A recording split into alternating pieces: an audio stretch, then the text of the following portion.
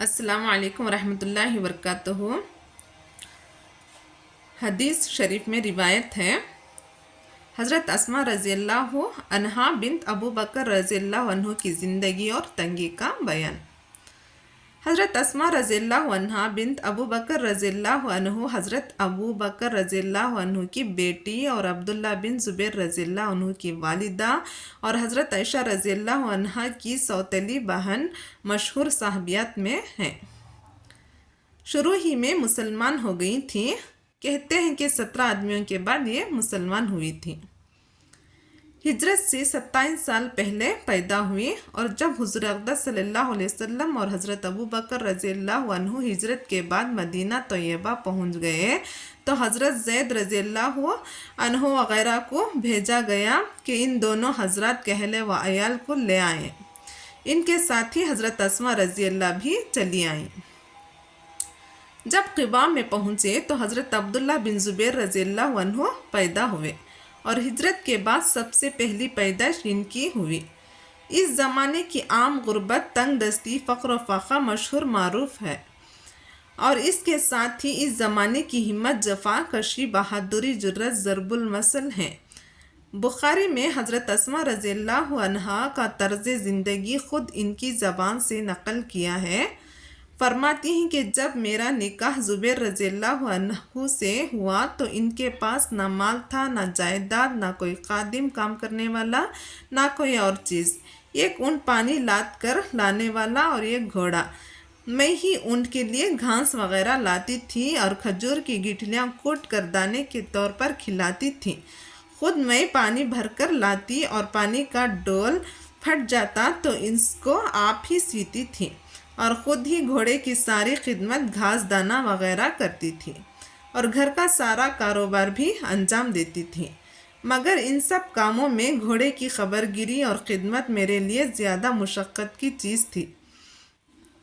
روٹی البتہ مجھے اچھی طرح پکانا نہیں آتی تھی، تو میں آٹا گوندھ کر اپنی پڑوس کی انصار عورتوں کے یہاں جاتی۔ وہ بڑی سچی مخلص عورتیں تھیں، میری روٹی بھی پکا دیتی تھیں۔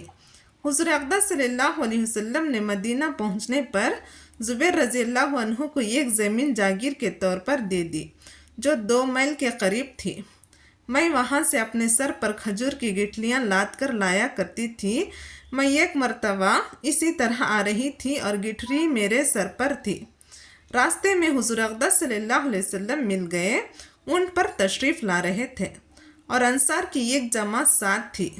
حضور صلی اللہ علیہ وسلم نے مجھے دیکھ کر اونٹ ٹہرایا اور اس کو بیٹھنے کا اشارہ کیا تاکہ میں اس پر سوار ہو جاؤں۔ مجھے مردوں کے ساتھ جاتے ہوئے شرم آئی، اور یہ بھی خیال آیا کہ زبیر رضی اللہ عنہ کو غیرت بہت ہی زیادہ ہے، ان کو بھی یہ ناگوار ہوگا۔ حضور صلی اللہ علیہ وسلم میرے انداز سے سمجھ گئے کہ مجھے اس پر بیٹھتے ہوئے شرم آتی ہے۔ حضور صلی اللہ علیہ وسلم تشریف لے گئے، میرے گھر آئی اور زبیر رضی اللہ عنہ کو قصہ سنایا کہ اس طرح حضور صلی اللہ علیہ وسلم ملے اور ارشاد فرمایا، مجھے شرم آئی اور تمہاری غیرت کا بھی خیال آیا۔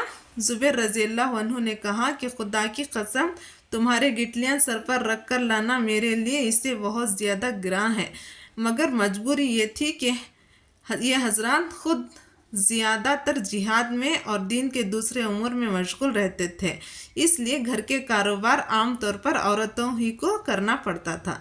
اس کے بعد میرے باپ حضرت ابو بکر رضی اللہ عنہ نے ایک خادم جو حضور صلی اللہ علیہ وسلم نے ان کو دیا تھا میرے پاس بھیج دیا، جس کی وجہ سے گھوڑے کی خدمت سے مجھے خلاصی مل گئی، بڑی قید سے میں آزاد ہو گئی۔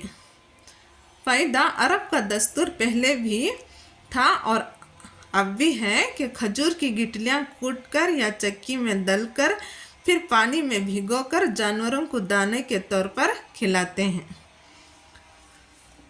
پہلے کی عورتیں بہت سارے کام کیا کرتی تھیں، ابھی تو عورتیں یا تو جاب کرتی ہیں یا اپنے گھروں کا کام کرتی ہیں، دنیا میں اتنی مشغول ہوتی ہیں کہ دین کے راستے کو بھول ہی بیٹھی ہیں۔ اللہ تعالی ہم سب کو دین کے راستے پر چلنے کی توفیق عطا فرمائے۔ جزاک اللہ۔ اگر آپ کو ہماری حدیث پسند آئی ہے تو آپ ہمارے چینل کو سبسکرائب کریں، شیئر کریں اور لائک کریں۔ جزاک اللہ۔